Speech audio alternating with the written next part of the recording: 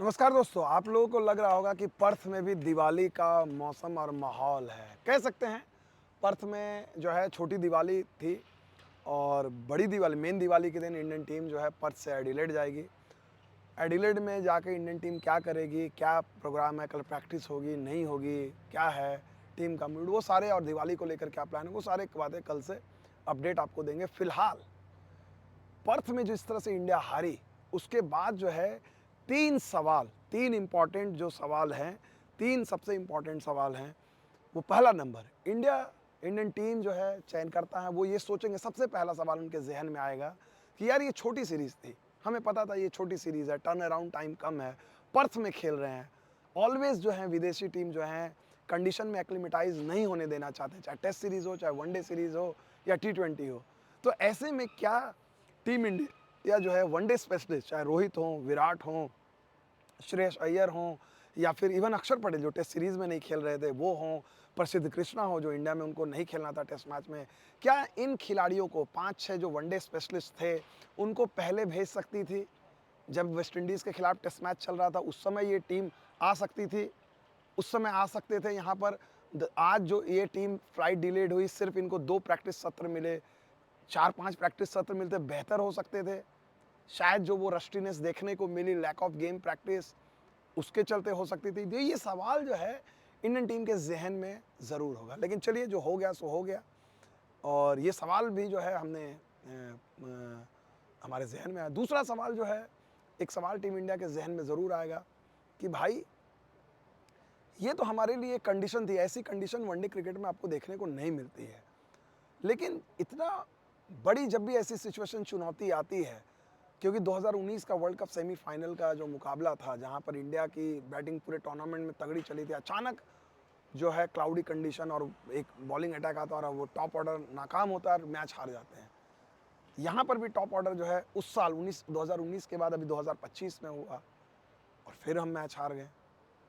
अब सवाल ये है, अब देखिए, एक चीज़ तो है कि चलो आप कितनी भी क्रिटिसाइज़ करें इंडियन टीम की, लेकिन एक चीज़ ये भी मानना पड़ेगा कि भाई किस्मत भी इंडिया की ख़राब थी।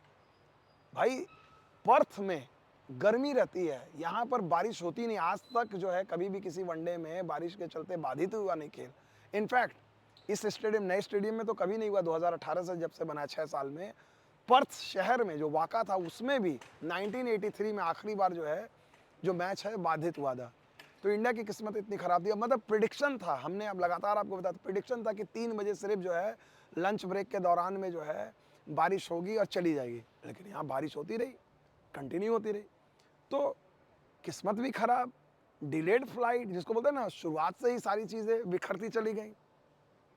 और तीसरी चीज़ मुझे लगता है, और ये मुझे लगता है टीम ज़रूर रिफ्लेक्ट करेगी, प्लेइंग 11 का चयन है। यहाँ पर कुलदीप यादव का नहीं होना, ये मुझे चौंकाने वाला लगा। इस टीम में अगर आप देखा जाए, इस टीम में अगर आप बात करें, चलो Mohammed Siraj all due respect 5 wicket लेने वाले बॉलर हैं। अर्शदीप सिंह वो तो वनडे भी खेल रहे हैं, बहुत ज़्यादा उन्होंने नहीं खेला है, ठीक है ना। हर्षित राणा ने भी शुरुआत की है, लेकिन अगर सिराज के अलावा एक गेंदबाज जो है जो आपको 5 विकेट लेके देगा, वो कुलदीप यादव है।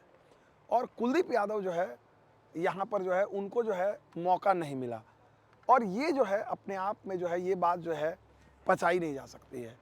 और कहीं ना कहीं टीम इंडिया से, क्योंकि कुलदीप यादव ना सिर्फ मिडिल ओवर्स में जो है आपके रन रोकते हैं, बल्कि वो विकेट भी लेते हैं। और आप खुद सोचिए, कुलदीप यादव जिन्होंने इंग्लैंड में पूरी तरह से इग्नोर किए जाने के बाद जिस तरह से उन्होंने जो है वापसी की, असर नहीं पड़ने दिया, उन्होंने टी20 जो एशिया कप में खेले, मैन ऑफ द सीरीज़ वाला उन्होंने परफॉर्मेंस दिया। फिर उसका टेस्ट सीरीज़ में आए, इंडिया के खिलाफ जो है अहमदाबाद और दिल्ली में खेलते, वहाँ पर उन्होंने तगड़ा खेल दिखाया, मैन ऑफ द मैच रहे दिल्ली में। उसके बाद यहाँ आते हैं, उनकी जगह चली जाती है। तो मुझे लगता है, देखिए, बैटिंग का आप दे सकते हैं, बैटिंग का तर्क कि बैटिंग डेप्थ होना चाहिए, उसमें कोई दिक्कत नहीं है, लेकिन कितना बैटिंग?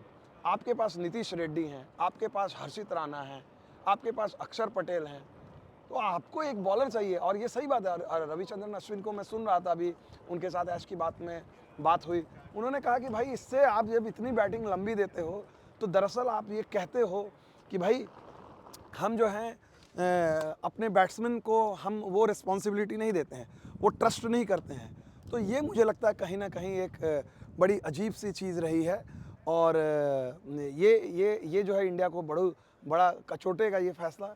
आप लोग की क्या राय है? आप लोग हमें बताइएगा, सारी बातें आप लोगों से लगातार करते रहेंगे। मेरे ज़हन में ये 2 सवाल, 3 चीज़ें थी, आपसे हमने डिस्कस कर लिया। फिलहाल बहुत-बहुत शुक्रिया, यहीं पर पद से है। बहुत-बहुत शुक्रिया।